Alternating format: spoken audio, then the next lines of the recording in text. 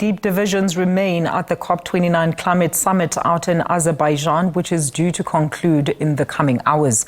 Disagreement persists over the conference's primary focus. Climate finance delegates in Baku are negotiating a deal that could result in a dramatic increase in the amount wealthier countries actually provide to the poorer ones. And SABC News reporter Samkele Maseko is in Baku and joins us live now with the very latest. A very good afternoon to you, Samkele. Thank you so much for being with us. So we understand there are still deep divisions pertaining to a multitude of issues that side. What exactly is going on? Give us all the latest details, Samkele.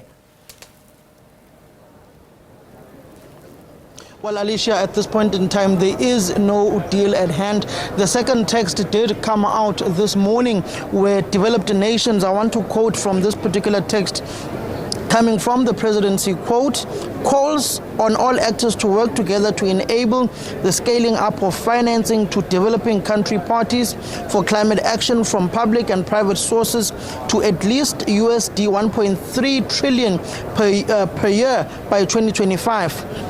In this context, point 8 decides to set up a goal in extension of goal referred to in paragraph 53 of Decision 1 CP.21, with developed country partners taking the lead to USD 250 billion per year by 2035 for developing country partners for climate action from a variety of sources: public, private, bilateral, multilateral, including alternative sources. So in essence, Alicia, the developed countries are saying that they are proposing that they can't afford to fork out that 1.3 trillion US dollars per annum by 2035. They are in essence proposing to pay 250 billion per annum until 2035, but those particular funds will be sourced from public, private, bilateral, multilateral, and alternative sources, including the private sector. They are saying that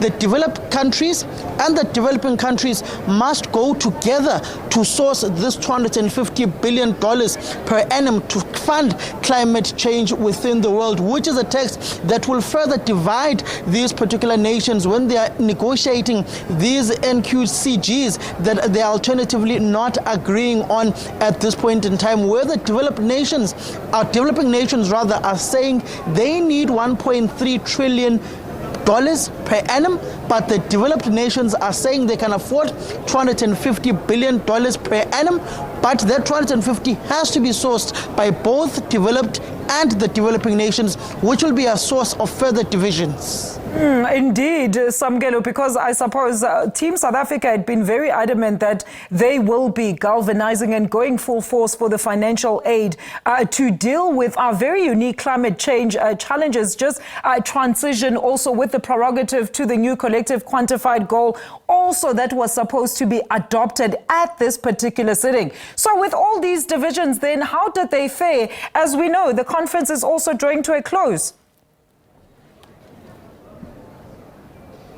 At this point in time, it's not yet clear, but we did hear the voice of the UN Secretary General Antonio Guterres yesterday, where he pleaded for all parties to come together, for compromises to be made on all ends, but also pleading with developed nations that this is not loans that they are giving to developing nations, but this is an investment and a down payment to greener and a cleaner energy within the world at large, and that everybody should come together.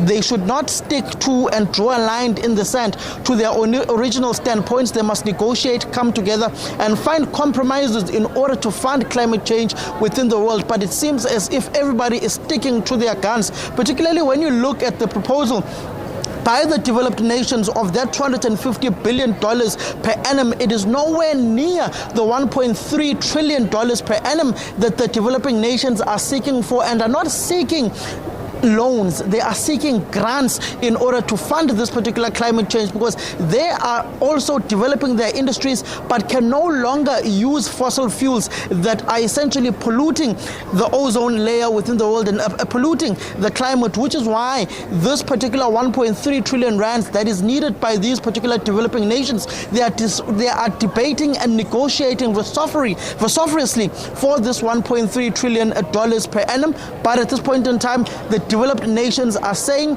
it has to be sourced by both the developing and the developed nations, and it can only be $250 billion per annum until 2035 at this point in time, Alicia. Yeah, it remains to be seen what the outcome is actually going to be. Thank you so much for that update. That is SABC News reporter there, Samkele Maseko, live to us in Baku at COP29 with the latest update.